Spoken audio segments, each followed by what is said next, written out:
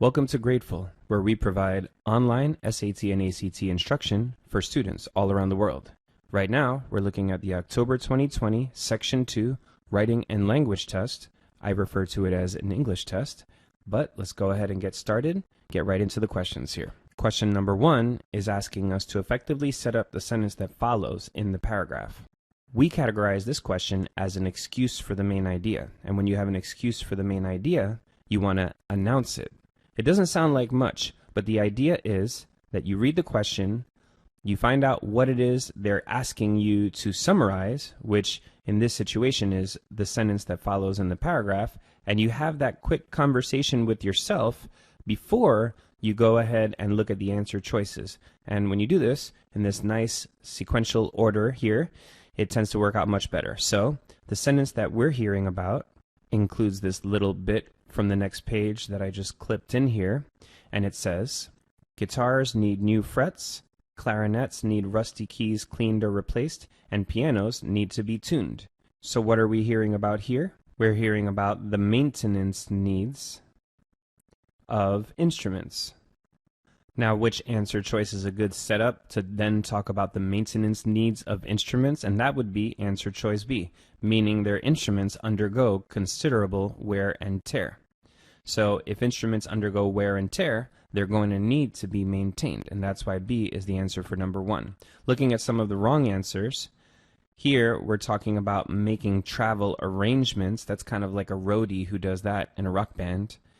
In answer choice C, we're talking about being introduced to a range of musical instruments, so musical diversity, which is a great thing, but it's not what we're talking about here.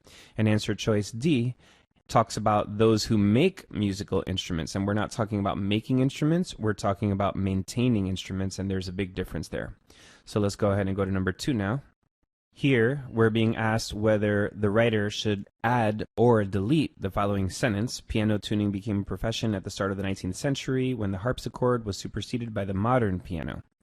So when we're adding and deleting sentences, most often we want to look at the paragraph main idea. So you want to take a second to summarize the main idea of the paragraph here, and we'll go ahead and do that. So millions of musicians from around the world, from school groups to rock bands to orchestras, practice and perform regularly, which means they get wear and tear. That was question number 1. Guitars need new frets. Clarinets need rusty keys cleaned and replaced. Pianos need to be tuned for maintenance and repairs. Musicians need musical instrument technicians, trained professionals with an expert knowledge of both mechanics and music. So we're seeing that instruments are being used and there's some wear and tear, and it's talking about how that creates the need for professionals who are in the business of maintaining these instruments. So now, let's look at question number 2. It's talking about piano tuning becoming a profession at the start of the 19th century. So it's piano tuning, which is a little specific because the paragraph was kind of talking about it in general. And when did it become a profession? At the start of the 19th century. So there's some history going on there. So what we don't like about this sentence is that it's very specific. The paragraph was just generally talking about the need for maintenance, and it's giving a history of when this became a profession. And so I would say that it's not a good sentence, and let's see which answer choice kind of matches what we said in our own words. And that would be answer choice D. It is offering tangential information about piano tuning that's interrupting the paragraph's progression of ideas. So the answer for number 2 is D. Question number 3 is a question about word choice. And for word choice, generally about 20% of the time, it would be a question of how formal or casual the word in question is. The SAT is pretty much going to always want formal and never want casual. And the other 80% of the time, it's about the location or the environment in which a word gets used. So for instance, the word potent is used to talk about smells most often. So if we're talking about growing an herb garden or cooking or chemicals even, then that would have been a great word. Definite is when we want something to be really certain. I asked him if he wanted to be my business partner, but I didn't get a definite answer. Conclusive is something that makes me think of like evidence, or test results. The test results were not conclusive, so they had to run more tests. So that's kind of a data-based thing. And significant simply means important. And out of all the words, this is the word that maybe can be used in the most different areas. So now, what's the passage talking about at this moment? It's talking about comprehensive maintenance of instruments and significant repairs. In those situations, musicians need musical instrument technicians, trained professionals with an expert knowledge of both mechanics and music. So yeah, the answer here is going to be D, and the reason is because the passage is talking about that, maybe an amateur can sort of tune their own guitar or clean their piano, dust it off or something, but for very significant repairs, for important stuff, you need the real technicians to come in. So the answer for 3 is D. Question number 4 is about effectively combining two sentences, and for effectively combining, the one-liner has 4 parts. First, you're looking for flow. Then you want to make sure there are good transitions. That includes transitional words like however and furthermore, or transitional punctuation like parentheses or semicolons or colons. Next, you want good word order. It's a little more rare, but sometimes you have the right words in the wrong order, and bad order creates bad relationships. And last but not least, but most important, you want to avoid restating or avoid restarting. We're recently changing it from restarting to restating, but it's kind of the same thing. And you can kind of see that in the given, which is not a choice to us here, but becoming a musical instrument technician requires dedication.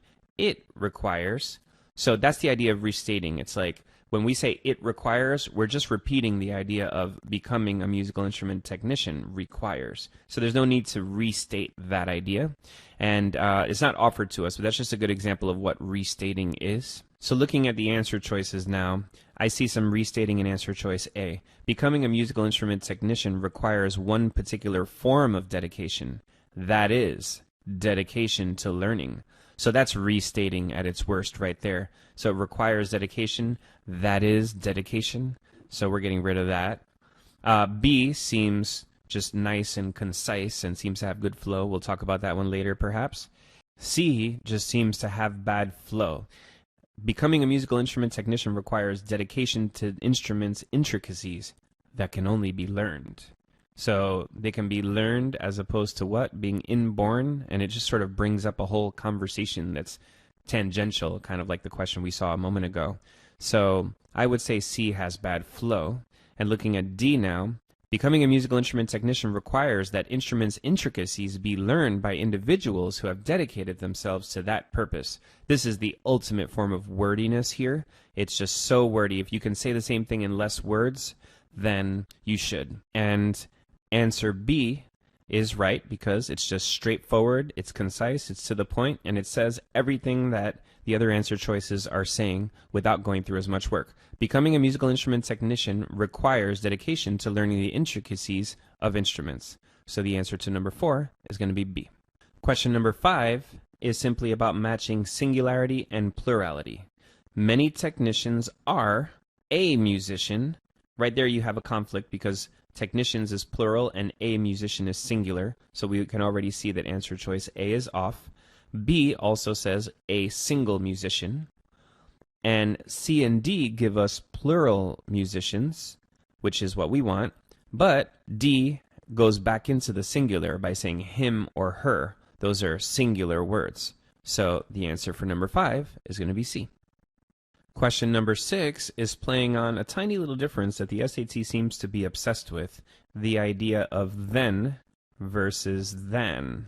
And then with an E is for chronology, first this happened, then this happened. And then is for comparisons. He is taller than his brother. So, which one do we want here?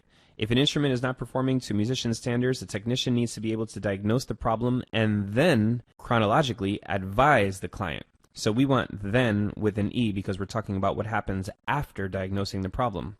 So then, the comparative then, is wrong for A and B. Then we're looking at this word versus this word. Do we want advise or advice? Similar to another one that comes up really frequently on the SAT is affect with an A or effect with an E. Affect is a verb and effect is a noun. Similarly, advice is a noun, it's a thing. I could give someone some advice, just like I can give them $50.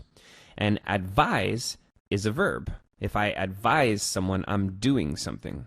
So here, we're looking for the verb form. A technician needs to be able to diagnose the problem and then advise the client. So the answer for 6 is C. Question number 7 is about transition words, and for transition words, you want to invent your own. That forces you to understand what you're reading. So here, we're talking about the transition between this purple area and this green area on the bottom.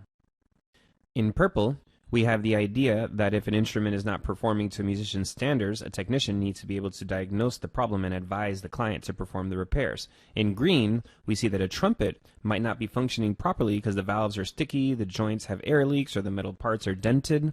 So what are we seeing? In green, we're seeing an example of what's being mentioned in purple. So which answer choice is telling us something that's equivalent to for example? And that's going to be answer choice B, for instance, for number 7. Question number 8 is just asking us to properly punctuate a list. A trumpet might not be functioning properly because the valves have become sticky, the joints have developed air leaks, or the metal parts have been dented. So we simply need commas to separate the parts of that list, and so the answer for number 8 is A. Question number 9 has an element of singular versus plural and also tense. So let's deal with the tense first. Musical instrument technicians are currently needed in a variety of settings. Large instrument manufacturers such as Steinway hire instrument technicians to work at their factories. Some technicians get to work. So we're seeing the present tense for this general situation for number 9. In addition, to get to the singular and plural, we have large instrument manufacturers, such as Steinway. So the important part there is we're talking about large instrument manufacturers.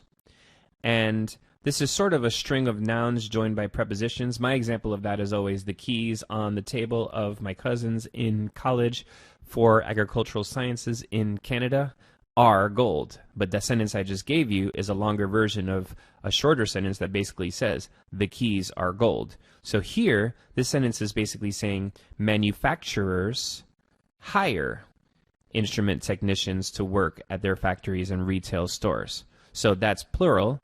Multiple things hire, a single thing hires. And so the answer for number 9 is going to be D. Question number 10 is asking us about sentence location. And for sentence location, the one-liner is, look within and imagine. So what we mean by that is you want to spend your time focusing within this sentence for a little longer than you think you should, and look for special clues that we call relational words that will tell you the kind of place where a sentence like this would have to go. So without knowing anything about the paragraph, we want to read and say, other technicians open their own shops to serve their communities. So, without knowing anything, we can already imagine that before this sentence, it must have talked about what some technicians do.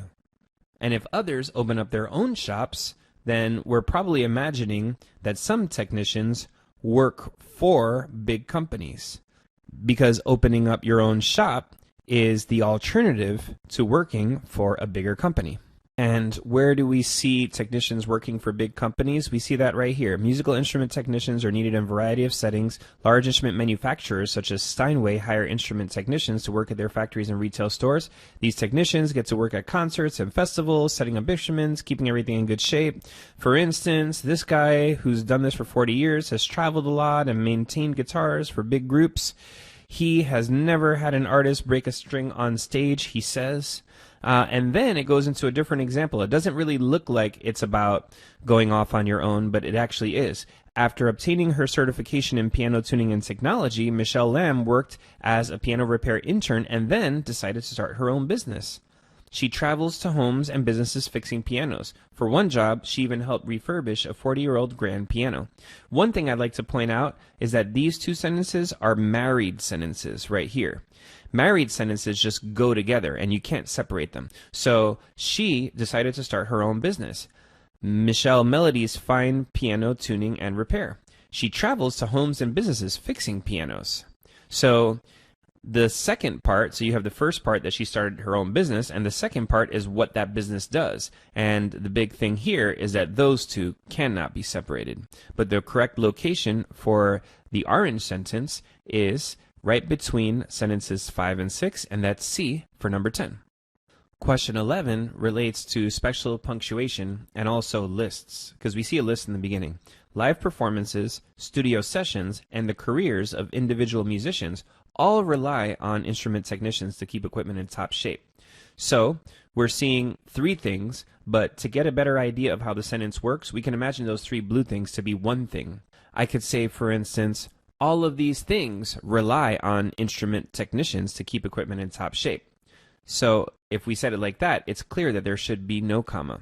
But just to talk about why some of the wrong answers are wrong here, the first part is not independent. The part we highlighted in blue is not its own sentence. And so, of course, we can't put a period there. For a semicolon, for answer choice C, you need two independent clauses. So if the first part is not independent, it also rules out the semicolon. And what D is doing is it's making the part at the beginning of the sentence subordinate. For instance, live performances, studio sessions, and the careers of individual musicians, all of which rely on instrument technicians to keep equipment in top shape and the music playing on, do something. So if we use this type of wording here, we're saying that this part of the sentence is kind of secondary and the real primary part is yet to come, which is not the way the sentence was structured, and so the answer for 11 is going to be A. Question 12 is an excuse for the main idea, where we want to announce it. And it's asking us to announce the topic of the passage. And the topic of the passage is about the legal issues surrounding remix art in music. And so, if we look at this first sentence, digital technology has expanded opportunities for creative expression. So far we're not talking about music. And so, if we say, especially in music, that brings it a little closer to the topic of the passage, and so the answer for 12 is going to be D.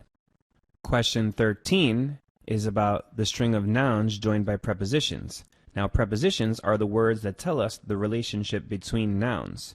So in this sentence, we're hearing about the spread of software that can be used to cut parts from different songs and paste them together. But the nouns are the spread, software, it can be used, and it's going to be used to cut parts from songs and paste them together. So without getting too deep into the grammar of which things are nouns and which things are prepositions, we have a bunch of nouns being connected by a bunch of mainly prepositional relationships. So you have the spread of software that can be used to cut parts from songs and paste them together. So we've got quite a bit going on. But when you have a string of nouns joined by prepositions, the rule is you judge singularity and plurality by the first noun in the string. And that is the word spread. So here, the spread of all of this stuff has spurred. And why is it that one? Because a spread is a singular thing, and one thing has spurred something, and multiple things have spurred something. So the idea of the string of nouns joined by prepositions allows you to kind of take something really complicated and boil it down to something more simple. And the answer for 13 is B. Question 14 is a question about word choice. And for word choice, as we say, around 20% of the time it comes down to formal versus casual, and the SAT always likes formal. And the other roughly 80% of the time, it has to do with the definition of the word, the environment where that word gets used, the situation where that type of word tends to get used. And a good example of that is the word wounding. Wounding is a very emotional thing. If you're wounded, you probably want to cry or have some heavy emotions. So it doesn't really fit in this situation. And that's the kind of place where that word gets used. Deterioration might be used when we're talking about something breaking down or rotting over time. Like, let's say a classic car that's left out in a driveway for 20 years would deteriorate, would rot. And so that also doesn't really fit the situation about musical remixing that we're seeing here. And limitation is another word that has a very specific use. A limitation is, if you think of it, it's like a number. You know, for instance, I limit my kid to only using $5 a day. I'm going to create that limitation. I'm going to create that number. And so looking here, we see opponents of this art form maintain that remix artists violate copyright law because they borrow material from protected works to the financial detriment of the original artist. It's the idea that it's hurting the artist, although wounding is too emotional of a word. So detriment is absolutely perfect, and the answer for 14 is A. Question 15 is about parallelism in lists. If I have a list, I want to say everything in the list the same way each time. So Greg Gillis, Girl Talk, has been involved in debates about the legality of remix art for more than a decade. Using only a laptop, Gillis collects samples from songs ranging from rock ballads to hip-hop, cuts them to different lengths, some as short as a single drum beat, and arranges them into a different form. So the three things in the list, if we pick answer choice B, are being said the same way each time, and that's the idea of parallelism. Question 16 is about special punctuation and quotations. And so the important thing here is that a quotation only needs to be separated by commas if the quotation itself is starting a new sentence. So for instance, if I wrote, he said, comma, go there. Now that would get a comma because go there is its own sentence. But if I said, he sent them to the home, like if I were doing a commentary on how this is not really home, but they're just calling it that, then I may use the proverbial finger quotes. And because my quotation is not its own sentence, then I wouldn't put a comma there. So in this situation, it's exactly that. We're not starting a new sentence. Gillis believes his songs are original because they recontextualize the source material into a new whole. And so since we're kind of joining this quotation in the middle of some sentence, we're not going to want the commas, and so that's going to be answer choice C for number 16. Now just a quick word about why the wrong answers are wrong. For B, that's a colon, and for a colon, the first part is an independent clause, the second part is anything that describes the first part. And so the sentence up to the possible colon was not an independent clause. It could not be its own sentence, and that's why B is wrong.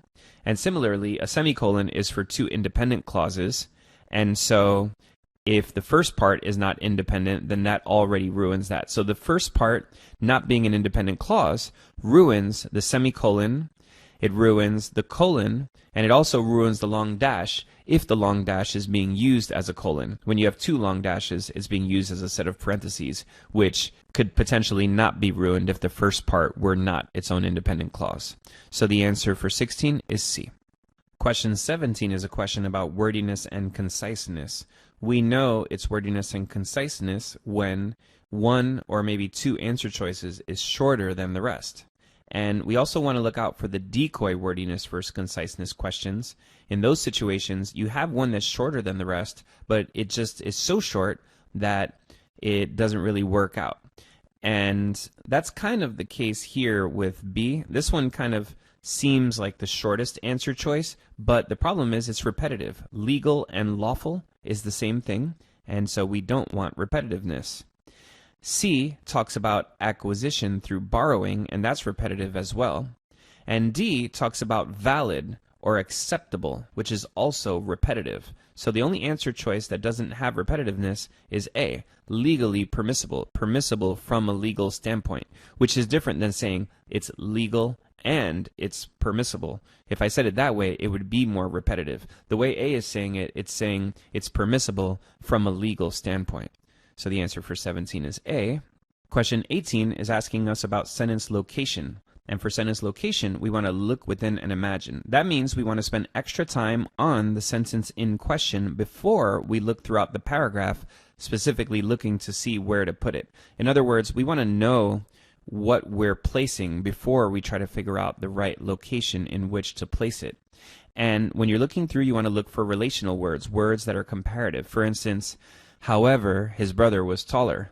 after a sentence like that, we would most likely have to hear a sentence that says, he was not so tall. So here we're seeing his songs. So we already know that it just introduced Greg Gillis, girl talk. So it just introduced the person. And as it gets deeper, it says his songs are composed entirely of samples. Samples are excerpts taken from one song for use in another. So it's giving us the definition of what a sample is. Now, if you look at the paragraph, it's getting pretty deep into the issues surrounding the music and the sampling and so on. So we just introduced Greg, and we're giving the definition of sampling. Now, notice that right here, it's already discussing samples as something we're supposed to know about. So it has to go before sentence 2, and it also has to go after sentence 1, because that's the sentence that introduces Greg Gillis. So it's between sentences 1 and 2, and that's answer choice A for number 18. Question 19 is an excuse for the main idea. It's asking us which of these aspects of fair use sets up the next sentence in the paragraph. So when you have an excuse for the main idea, you want to announce it. In other words, what is the main thing in the next sentence in the paragraph? So let's go ahead and look at that. The next sentence in the paragraph says, if using a sample hurts the sale of a copyrighted work, then it does not qualify as fair use. So we're talking about whether the sample is hurting the copyrighted work. In other words, whether the use of that sample keeps people from spending money on the original product that had been created. And that matches answer choice B for number 19. Question 20 is about idioms. And for the word protect, the proper idiom is to protect. We're going to want to protect something. Although it is important to protect artists by not allowing complete copies of their work to be distributed without permission, such and such.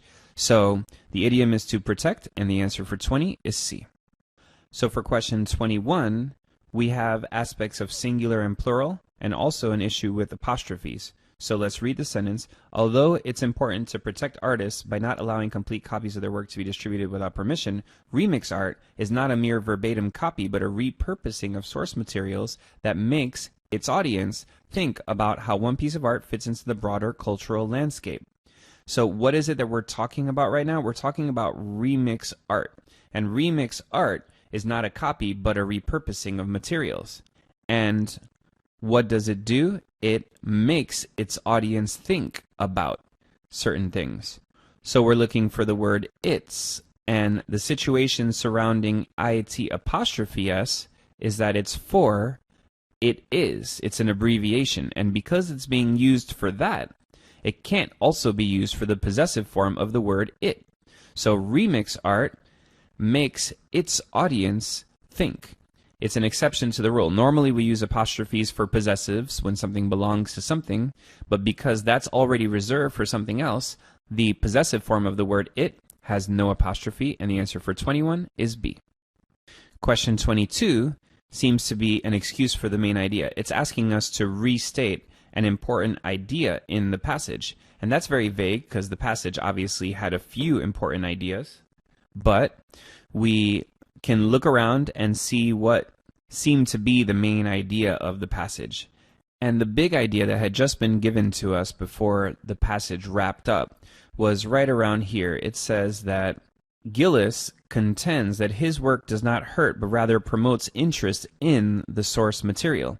A girl talk song that features Notorious B.I.G. and Elton John might send listeners running to hear more from the Brooklyn rapper and the British songsmith. So, if that is the important idea that was given just before the conclusion of the passage, then the answer for 22 is going to have to be D. It's the argument that remix art is renewing interest in the original production that's being remixed. Now we're going on to questions on a new passage. Question 23 says, motivating people to engage in socially beneficial behaviors, such as conserving energy resources, is a challenge. And so the thing in green is something that we call a modifier, which is a clause that's missing the subject, the verb, or both. If it's deleted, the rest of the sentence is okay. And the main purpose here is to be able to read the sentence without the green part and notice how well it works. And so if that's the case, then all we want is commas to separate apart the green modifier there, and that gives us answer choice C for number 23. Question 24 is about wordiness and repetitiveness versus conciseness. Generally, we're going to want the shortest answer in a situation like this, as long as it's not incomplete. And in this situation, it's common for the longer answers to all have something that's repeating something else from the passage. So for instance, we see good for all in answer choice C, and we already heard that it was the public good. So public and for all is the same thing, that's repetitive. And once again, we had the public, and in society is similar, the same thing as the public, so we can get rid of B. And now we're looking at ways that benefit everyone in answer choice A, and that's the same as talking about the public good. And so there's some repetition in answer choice A as well, and the only one left standing is D. As long as the shortest one makes sense, then it's likely to be the right answer. Question 25 is our excuse for the main idea, and for the excuse for the main idea, you want to just go ahead and announce that. So they're asking us for the primary focus of the paragraph, and what are we seeing in the paragraph? We're seeing that they compared different sign-up methods, and in a program, participants did something with the installation of a device. Researchers placed a sign-up sheet in a public place. Some residents were asked to enroll. Others were asked to use their name. So what they're talking about here is an experiment and how it was done, or a study, we should say, and how that study was done. And the answer that goes along with that is going to be B, because they're testing out a hypothesis in a study. And look how ridiculous some of the other answers are. Here we see that they're theorizing, which would be coming up with an idea, which is not what we're seeing here. Proposing something is trying to convince a group or an individual about something.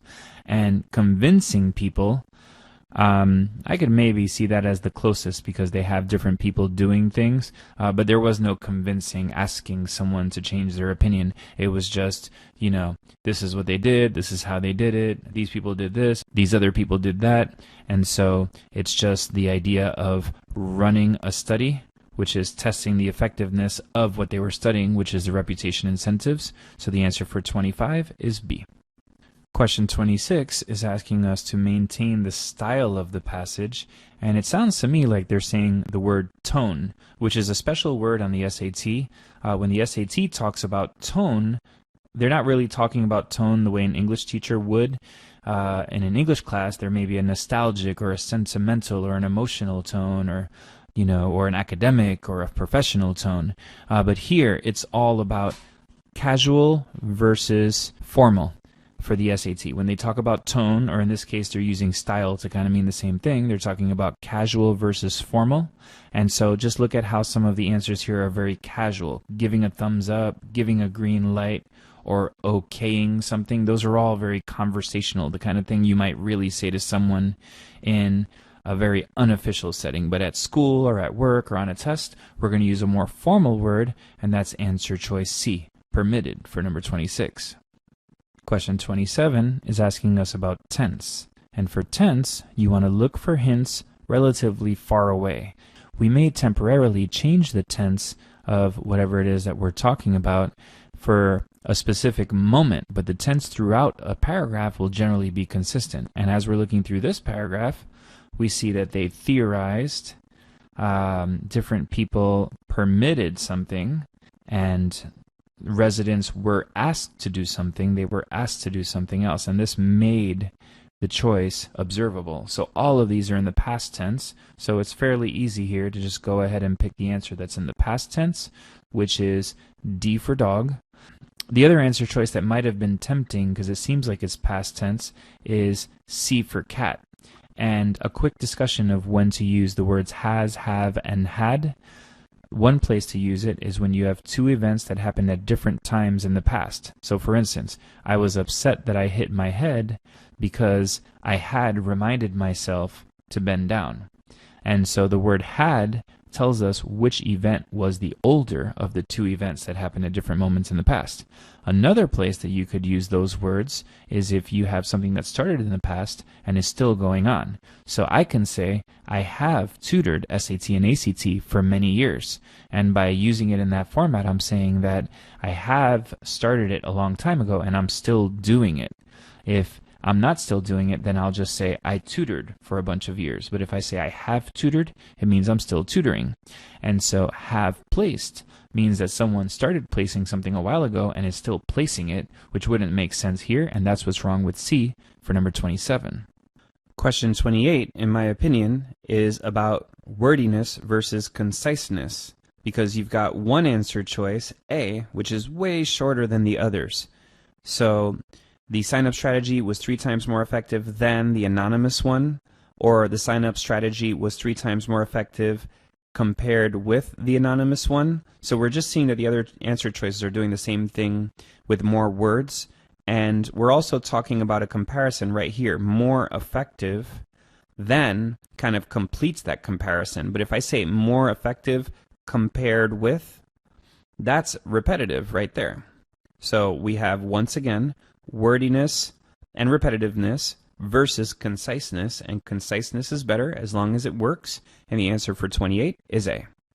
Question 29, believe it or not, is another wordiness versus conciseness question. There's a modifier in the middle. That's a clause that's missing the subject, the verb, or both. Notice that there's no verb in the green part here. And so the idea of the modifier is that you should be able to read around it. You should be able to delete it, and the sentence would work okay. And so what we're reading is just the green part of the sentence. And the way that reads is, even though people who enrolled in the program believed that they would suffer an inconvenience, the publicity of the choice to sign up was incentive enough for many to accept the inconvenience because it made others aware that they were doing their part to prevent blackouts. So the way it reads right now, without the word but, is ideal, and that's answer choice D for number 29. Question 30 is an excuse for the main idea, and when we have an excuse for the main idea, we want to announce it. We want to go ahead and take a second to say to ourselves, what is this main idea, or what are these main ideas that they're referring to? So here we're being asked for a transition from the previous paragraph to the information that follows, so you can't do a good job here unless you take a second to summarize the previous paragraph and the information that follows. The previous paragraph is about the idea that reputation can be a powerful motivator. So reputation has motivated people to want to get involved in the incentive program that they're talking about. And in the paragraph to come, we're talking about how the strength of the influence of reputation is based on the likelihood of one's participation being noticed. So in other words, there are some limitations. It depends on how likely this reputation is to being noticed by others. And they talk about sort of how visible the sign-up sheet was and how that influenced everything. And answer choice B sets that up perfectly. Although reputation can be a powerful motivator, the strength of the influence of reputation varies based on certain factors. And it sets up the factors, which is what that next paragraph is talking about. And the answer for 30 is B. Question 31 is asking us to be consistent with the information in the graph. And the information in the graph is talking about anonymous versus observable methods for enrolling based on the location of the sign-up sheet and whether or not the sign-up sheet was placed in a low activity space or a high activity space. So the only one that really gets into that is answer choice A, that says in residences where sign-up sheets were posted in high activity public spaces like a shared mall area, anonymous enrollment was 4.8%, which we're seeing right here. And so that's going to be the answer. The one that comes close is B, but B says in residences where a sign-up sheet was posted. So by putting a comma right there, it's basically saying wherever there was a sign-up sheet, anonymous enrollment was up 4.8%, and that's not accurate. It's where a sign-up sheet was posted in a high-activity space, which is where we saw the 4.8. So the answer for 31 is A. Question 32 is asking us whether to add or not this sentence right here. And when we're adding and deleting sentences, that's based on the paragraph main idea on the SAT. And the paragraph main idea is that the strength of the influence of reputation varies on the likelihood of being noticed. So if you think you're going to be noticed, you're going to be more prone to want to do things that enhance your reputation. And so we had been reading up to 32 the information from the graph. In residences where sign-up sheets were posted in high-activity public spaces, like a shared mail area, anonymous enrollment was 4.8% and observable enrollment was 11.4%, a difference of 6.6 percentage points. Now if we add this, but in those with less active public spaces, anonymous enrollment was 2.4% and observable enrollment was 3.8%, a difference of only 1.4 percentage points. And if we're talking about how much it influences things for the sign-up sheet to be in a noticeable place, then the comparison between one and the other idea is valuable. In one area, the enrollment was big. In the other area, the enrollment was small. So it makes total sense to keep it. And so that's answer choices A or B. And A is wrong because A is talking about an opposing view, an opposing point of view, like a counterexample, like what a critic of your essay would say, and it's kind of different than what's really going on here. So B, yes, because it provides accurate evidence from the graph to support the paragraph's argument. Question 33 is simply about singularity and plurality. The more observable the community-minded action, the more likely it is to benefit the individual's reputation. And the reason we're going with it there is because we're talking about the action. The pronoun here is renaming the action, which is a singular word, and so it's it. Question 34 is asking about apostrophes for possessives. And so if I do have something that belongs to something else, I am going to want to use an apostrophe unless it's the word it. So for instance, I might have a single friend, and my single friend might have a boat. So it's my single friend's boat. Or I may have a group of friends, and my group of friends might have a boat. And so now I'd be talking about my friend's boat. And so if it's a singular, then I'm going to want the singular word before the apostrophe. And if it's plural, I'm going to want the plural word before the apostrophe. The problem in 34 is that there's no real need for a possessive. In answer choice A, we're not talking about the plant's leaves that absorb carbon dioxide, it's just the plants. And in C, once again, we're not talking about the plants' anything. And in answer choice B, we're not talking about anything that belongs to the centuries. We're not talking about the centuries' decades or the centuries' years or anything like that. So there's no real need for a possessive apostrophe in 34, and that's why the answer is D. Now going on to question 35. Question 35 is about the long intro. The long intro is the information about a person put together with their name. So for instance, NBA All-Star LeBron James visited the Children's Hospital. That would have no commas. Now, the SAT and ACT love the long intro because it just doesn't sound right to us when we read it, and they know it's going to cause lots of people to pick a wrong answer. But if it is okay to talk about the chemists Melvin Calvin and Andrew Benson, then the answer for 35 is simply going to be A, mentioning all that information with no commas. Question 36 is talking about singularity versus plurality. So plants would absorb and metabolize the CO2 as if it was regular CO2, because we're talking about the CO2 as a single thing. Maybe you could have CO2s in some situation in life. And so we're looking at C and D because it's talking about the singular, not the plural, they. The other thing that's going on here is the idea of tense. What we're talking about is in the past tense because we see it throughout the paragraph. The scientists decided to use a variation in which the atoms would be replaced with carbon-14, something that would function as a radio tracer, and later it says the researchers would track the C to determine what the plants had done with it. So there's a lot of past tense going on, and that takes us to answer choice C instead of the present tense in answer choice D for 36. Question 37 wants us to introduce the events that were recounted in the paragraph, and so that's our excuse for the main idea, where you just want to announce it. We want to announce to ourselves what are the events that were recounted in the paragraph. And looking throughout the paragraph, we have one sample was stored in the dark for 8 hours. it had CO2. The other sample was exposed to bright light for 1 hour. After removing the air from both containers and placing them in the dark, they were exposed to CO2. 5 minutes later, the algae samples were killed to prevent further metabolic activity, and the molecular contents were re-examined. So we're just seeing an experiment done where one had CO2 and the other one had bright light, and then they placed them in the dark and exposed them to CO2, and then they killed the algae samples. And so what we're seeing is a description of an experiment involving two samples, and the only answer choice that sort of hints that we're about to talk about an experiment here is D for number 37. Question 38 is asking us to complete the sentence with information that's parallel to what was provided in the previous sentence. So let's look at that previous sentence. One sample was stored in the dark for 8 hours. The air in that sample's container had CO2.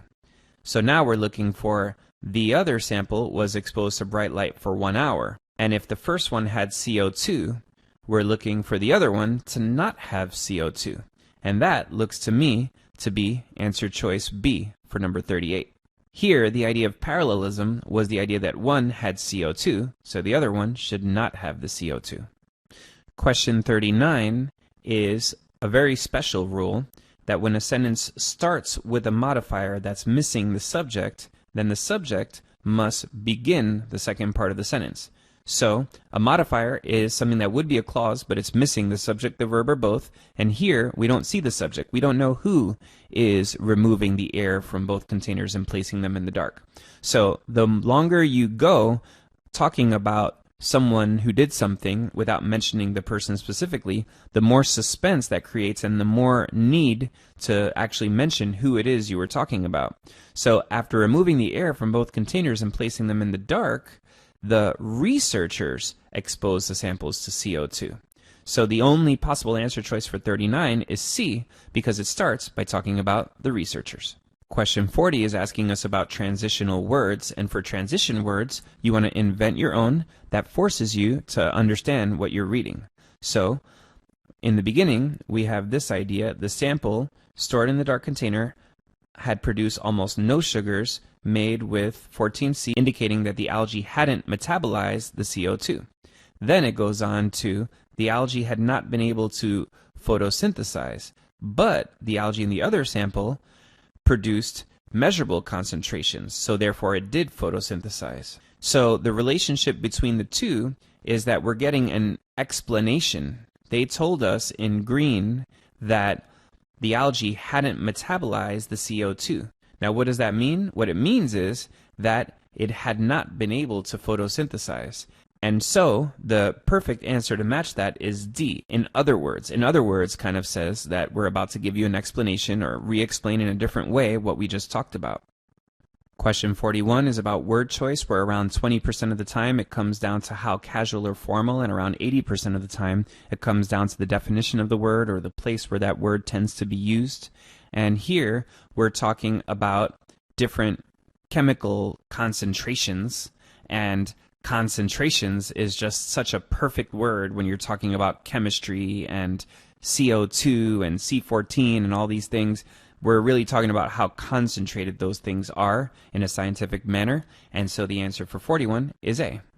Question 42 is asking us about effectively combining the underlined sentences. And effectively combining has 4 one-liners. You should look for good flow, good transitions, that includes transitional words and punctuation, good word order. Sometimes the wrong order creates bad relationships, and last but not least, but most important, avoid restating. You don't want to introduce something 2 times. And so, let's look at the answer choices here.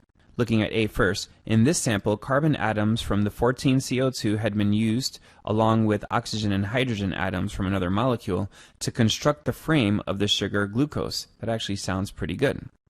Looking at B, carbon atoms from the 14CO2 and oxygen, H, atoms from another molecule had been used to construct the frame of the sugar glucose in this sample. So B, in my opinion, has a worse flow because it's saying, by the way, the carbon atoms and the hydrogen had been used. So it's kind of like we're circling back to mention something after we already said something else, so it's just a little inherently awkward compared to A at least. And answer choice C says, the frame of the sugar glucose had been constructed in this sample using not only the carbon atoms, but also oxygen and hydrogen atoms from another molecule. So I'm not really seeing a big need for the use of the not only, but also. Not only was this the case, but that was also the case. It's kind of using that in a situation that doesn't call for it. And so we're not liking answer choice C. And looking at D now, in conjunction with the carbon atoms from the 14CO2, this sample had also used oxygen and hydrogen atoms from another molecule to construct the frame of the sugar glucose. So my problem with this answer choice is the in conjunction with. Just like answer choice C used not only but also in a situation it doesn't really call for it, in conjunction with is not really called for either, because at that moment in the sentence, we didn't really know we were talking about the sample. In conjunction with the carbon atoms from the 14CO2, this sample had also used oxygen and hydrogen. So we may say the problem with D is a problem of word order. It's kind of giving us the combination before we know what we're combining with. And so the answer for 42 is the one that flowed the best, which was answer choice A. Question 43 is asking us about special punctuation and commas. In answer choice B, a semicolon is used for two independent clauses, but the second part is not independent here. The second part says, then later using, which doesn't really make sense. It can't be its own sentence, and we can easily get rid of B. Answer choice C is very important. That is a run-on sentence, and if you're not good with run-ons, change that about yourself really fast because they're all over the SAT and the ACT.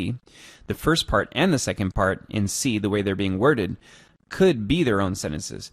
During the exposure to light, it stored the light's energy, and it then later used that stored energy to construct sugar. So it's a run-on, and in addition, you have then later. And so we have a run-on sentence for C, and we want to easily get rid of that. Answer choice A is off because it doesn't have parallelism. During its CO2-starved exposure to light, the algae had stored the light's energy and then later used that energy for something else. So the way D is doing it would be more parallel. We don't want to say using because it's not consistent with the form in which stored was said. We want these two things to be said the same way. It was storing this and using that, or it stored this and used that. So we're going to get rid of A, and D does make sense, even though we didn't imagine that we were going to want to split it into two sentences, but it does work. During its CO2-starved exposure to light, the algae had stored the light's energy. It then later used that stored energy to construct sugars in the dark. So the answer for 43 is D. Question 44 is our excuse for the main idea. It's asking us to interpret the results of the experiment and set up the statement of the researcher's conclusion provided at the beginning of the next paragraph. So, for the excuse for the main idea, we want to announce it. What is the conclusion provided at the beginning of the next paragraph? Through this experiment, they were able to conclude that light was not directly responsible for breaking CO2's bonds. Now, to keep it nice and simple here, the answer that mentions that is D. Light did not have to shine on the plant while these chemical reactions took place, and so the answer for 44, nice and easy, is D. Thanks so much for watching our video on the October 2020 Section 2 of the SAT. Grateful provides online SAT and ACT tutoring to students all around the world. Our students' scores are improving dramatically, and we're very proud of this, and we would love to have you join in on those amazing gains. If you're interested in finding out more about how we can tutor you, go ahead and reach out to us. Have a wonderful day.